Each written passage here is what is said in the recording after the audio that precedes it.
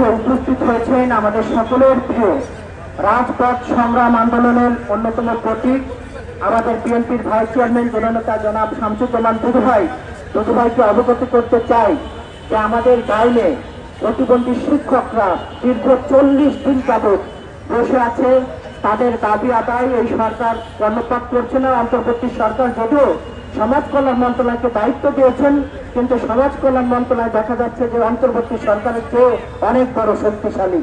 আমি দুদুভাইকে তাদের সহানুভূতি বক্তব্যের মধ্যেই বলবেন। আমি আলতাফ ভাই, আসসালামু আলাইকুম।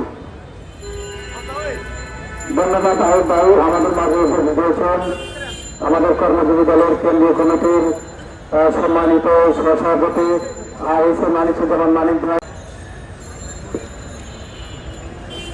আহমেদ তালুকদার ভাই, আমাদের মাঝে উপস্থিত হয়েছেন কর্মজীবী দলের কেন্দ্রীয় কমিটির সহসভাপতি মশিউর রহমান, মোহাম্মদ হারুন রশিদ হারুন ভাই, কর্মজীবী দলের কেন্দ্রীয় কমিটির যুগ্ম সাধারণ সম্পাদক মিজানুর রহমান বাদশাহ, কর্মজীবী দলের অধ্যাপক গাউসুর রহমান, কর্মজীবী দলের বিভিন্ন পর্যায়ে কর্মজীবী দলের সংগ্রামী জলিল মাহমুদ এবং সলিম ভাইয়ের নেতৃত্বে যারা আছেন, আমি সকলের নাম বলতে পারলাম না। এটা আমাদের দোয়া মিলাদ,